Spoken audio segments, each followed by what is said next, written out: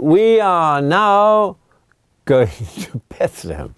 We're going down to Bethlehem because we just make the sign of the cross in the name of the Father and of the Son and of the Holy Spirit. Amen. All right. We are now continuing our little story of King David, and King David came from Bethlehem, and we've just stated that Jesus Christ was born in Bethlehem. So now I'll just give you we've already made a little description of this setup here, so we'll go straight into we're now driving. I'll show we're going to have a little video of a drive from here to here, from Jerusalem to Bethlehem. It's only about, I think it's only about six or 7 miles, I don't know. It's very quick, you can get there sort of in the morning. And then later on we'll go down to Hebron. So the next sort of session is we'll drive from here and we'll go to Bethlehem, and then we'll probably go to Hebron, and then we'll talk about all sorts. So we're now going to drive from Jerusalem to Bethlehem.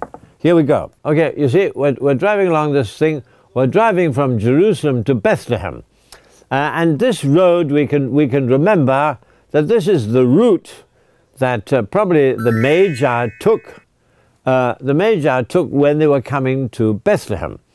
It's the route that all the, you could say the pilgrims take the same route. And also probably the same route, as we all know, Mary and Joseph, when there was the census of the Emperor Augustus, they were told to go back, we all know the story, were told to go back to their hometown. And Joseph's hometown was Bethlehem. So they all came down here, and we all know that Mary was about to give birth to her son, so they had to get moving. But this is Hebron, because we just said Jerusalem, Bethlehem, Hebron. So we're now driving from the Jaffa Gate, is one of the 8 gates of Jerusalem, coming out of the Jaffa Gate, and we're coming down this road which is going to Hebron. But the first stop, or one of the stops is Bethlehem. So we'll keep going on this road. All right. Now you see this road here, Hebron. Okay, you see all the places in Israel, they have Hebrew, Arabic, English, Hebron. Now we're going along here. Now, when we're going along that way, every few minutes here, they have all sorts of stories and all sorts of things happen here, but we haven't got time to do it. But this is the mechanized age, before they used to walk down there or go to the museum. For example, originally, if you're going down this road, you come to what is known as the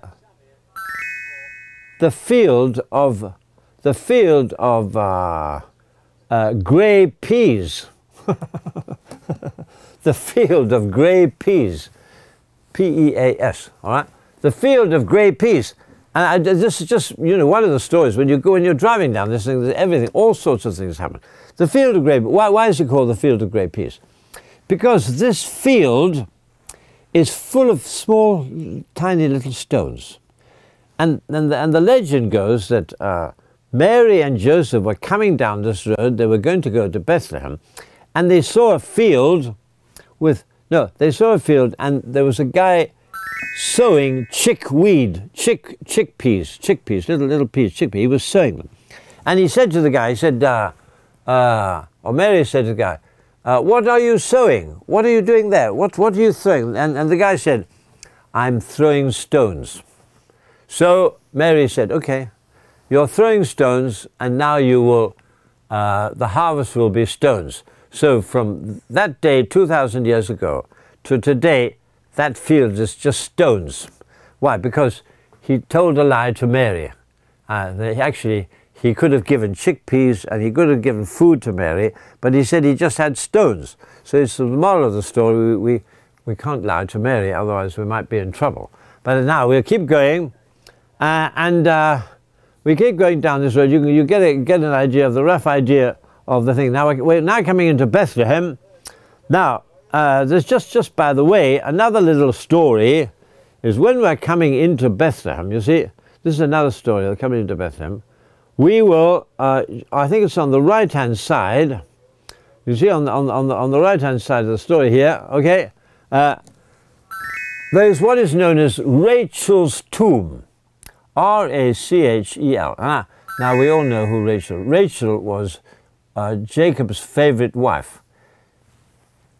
She died in childbirth just outside the city of Bethlehem.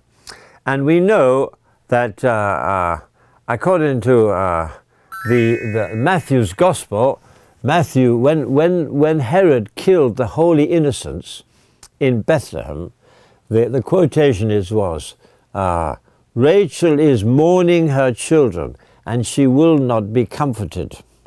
She's mourning her children and she will not be comforted. And that came from the fact that Rachel had the same problem. She was dying when she was giving birth to Benjamin. So her tomb is there. So Matthew used the quotation of the Old Testament of the woman Rachel. She was suffering and she was very mournful because she was giving birth. She gave birth to the younger son Benjamin and she would not be comforted. But, and this was applied to the story of the holy innocents.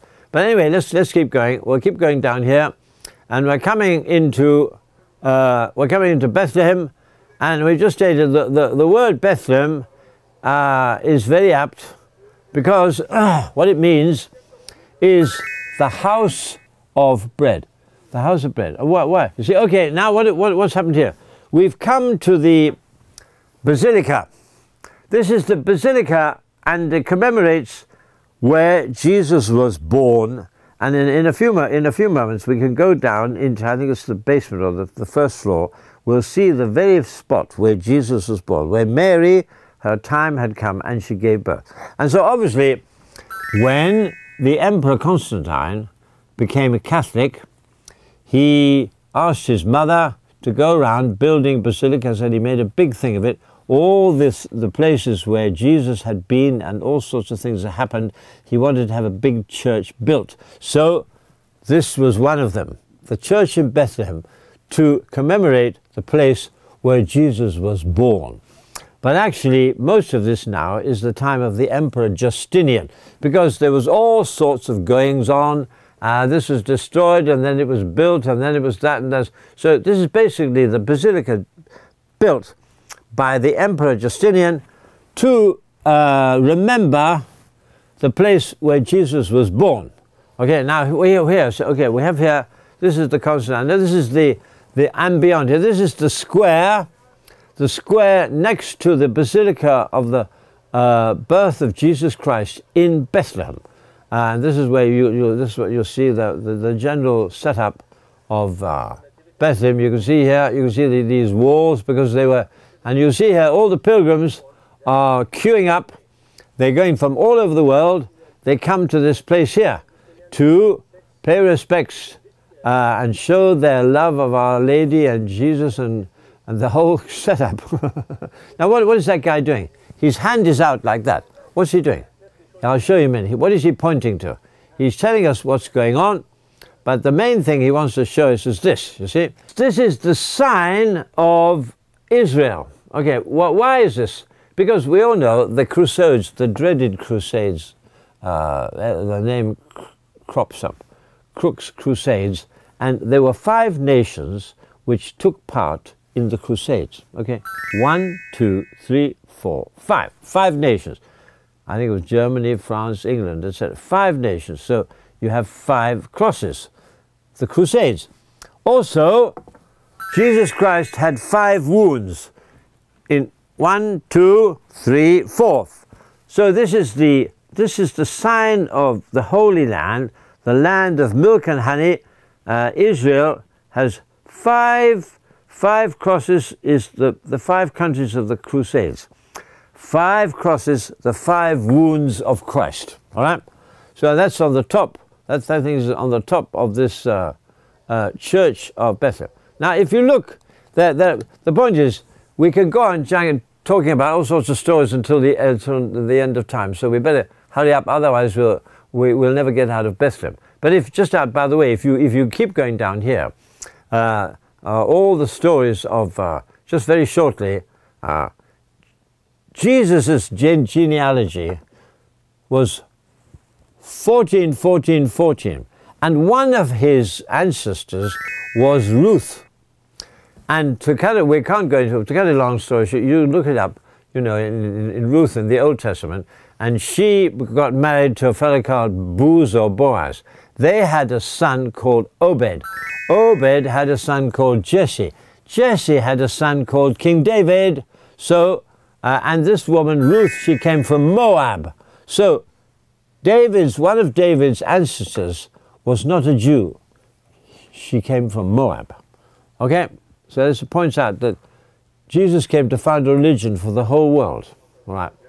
Now, we're now going to go inside this basilica, and you can see one of the reasons why this door is very, very low is because the Persians used to go in there with their horses.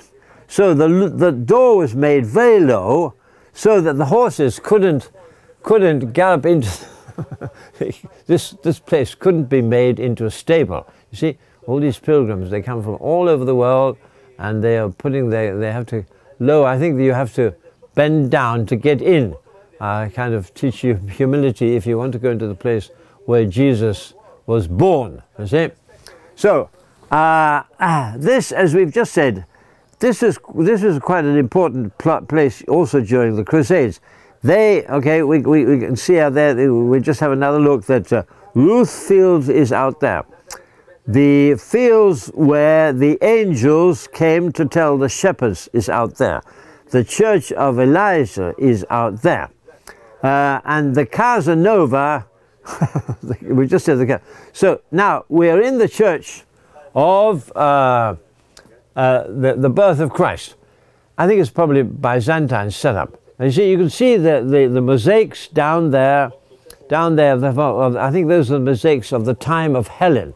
And so that's why the story went that this is the oldest church in the world, because they saw these mosaics of Jesus. But actually, the church is probably of Justinian. And just by the way, probably the oldest church in the world is Mark's house in Jerusalem. So we can see here, this is inside the. This is inside the basilica, the church where Jesus was born, and you're just having a sort of panning around to show what's going on here. So you see, you've got these sanctuary lamps, these oil lamps, and all these people being told just what on earth is going on here. And the guide here, fortunately, I got a guide here, and he's going to bring us down to heaven. So all these mosaics are mosaics probably from the time of Helen. Now, he's just going to tell us a legend. Okay, now, what's happening here? The legend goes, I can't remember the exact account of what happened, but this basilica was in trouble. And the basilica was in trouble, so Our Lady, you see, look, this is supposed to be, Our Lady put her hand on the pillar, and he's going to show us in a minute, you see, the hand of Our Lady put on the pillar to protect the people, and as a result, this was the cross. Our Lady protected. So just remind ourselves that the best thing is to be on good terms with Our Lady, because she will always protect us. Ave Maria. Ave Maria. So, Our Lady, help of Christians. Okay, we'll continue on the next thing in a moment. Have a good time.